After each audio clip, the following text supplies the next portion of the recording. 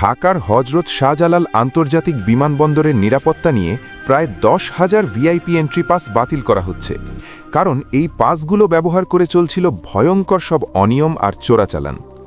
কেন একজন মন্ত্রীর সাথে 10-12 জন মানুষ বিমানবন্দরে ঢুকে পড়ে? কেন বড় কোম্পানির এমডি আর সিইওদের পাসের আড়ালে বিমানবন্দরে চলত মগের মুল্লুক? আজ আমরা দ্য রিভিল মাস্টারে উন্মোচন করব বিমানবন্দরের সেই অদৃশ্য পাস সিন্ডিকেট, এবং ভিডিওর শেষে আমরা উত্তর দেব কেন এই পাসগুলো এখন চোরাকারবারিদের সবচেয়ে বড় হাতিয়ার হয়ে দাঁড়িয়েছে।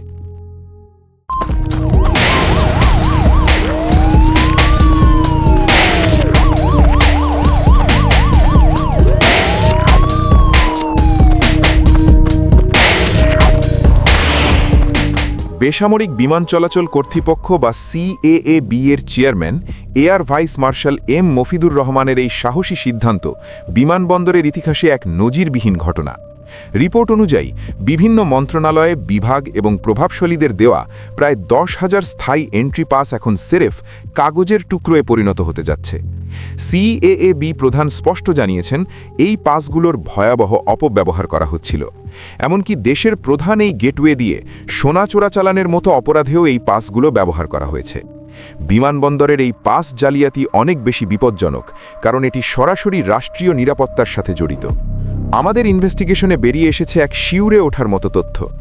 এতদিন নিয়ম ছিল, একজন মন্ত্রী বা ভিআইপি এলে তার সাথে এক ঝাঁক অনুসারী বিমানবন্দরে ঢুকে পড়তেন, কিন্তু নতুন নিয়ম অনুযায়ী এখন কেবল সংশ্লিষ্ট মন্ত্রীই পাস ব্যবহার করতে পারবেন, এবং প্রবেশের আগে কর্তৃপক্ষকে জানাতে হবে।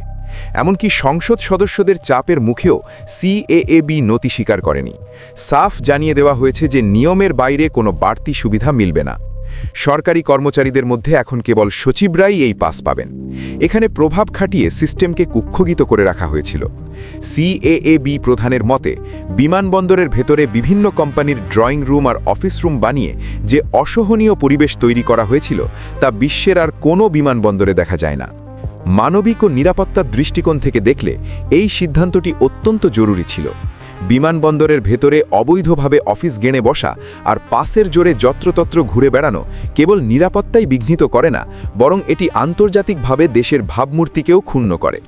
বিমানবন্দরের এই 10,000 পাসের ক্ষেত্রে ইনসাইডার থ্রেট কাজ করছিল।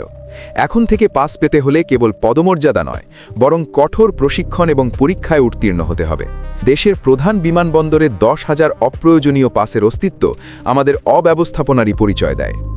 ভিডিওর শুরুতে আমরা যে প্রশ্নগুলো করেছিলাম, এখন তার উত্তর দেওয়ার সময়। এই পাসগুলো চোরাকারবারিদের হাতিয়ার হয়ে দাঁড়িয়েছে, কারণ স্থায়ী পাসের অধিকারীরা সাধারণত কড়া তল্লাশির বাইরে থাকেন, আর এই সুযোগটাই নেয় সোনা ও মাদক চোরাচালানকারী সিন্ডিকেট। সিএএবি এখন বড় বড় কোম্পানির এমডি এবং সিইওদের জন্য স্থায়ী পাসের বদলে টেম্পোরারি পাস বা সাময়িক পাসের ব্যবস্থা করছে, এবং সাংবাদিকদের জন্য চালু করছে ওয়ান স্টপ সার্ভিস সেন্টার। রাষ্ট্র যখন স্মার্ট হওয়ার কথা বলছে, তখন বিমানবন্দরের এই জঞ্জাল পরিষ্কার করা কেবল নিয়ম নয়, বরং রাষ্ট্রের সার্বভৌমত্ব রক্ষার লড়াই। পরিশেষে বলবো, বিমানবন্দরের নিরাপত্তা মানেই দেশের নিরাপত্তা। ভিআইপি সংস্কৃতির আড়ালে যে অনিয়মগুলো বছরের পর বছর চলে আসছিল, তা বন্ধ করার এই উদ্যোগ সত্যিই প্রশংসনীয়। দ্য রিভিল মাস্টার চায় বিমানবন্দরের প্রতিটি কোণ থেকে দুর্নীতিবাজদের উৎখাত করতে। আপনার কি মনে হয়, 10,000 পাস বাতিল করলেই কি চোরাচালান পুরোপুরি বন্ধ হবে?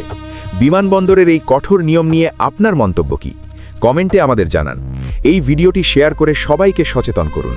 প্রযুক্তির আড়ালে লুকিয়ে থাকা এমন আরও সব ইনভেস্টিগেটিভ ভিডিও পেতে আমাদের সাথেই থাকুন। ধন্যবাদ।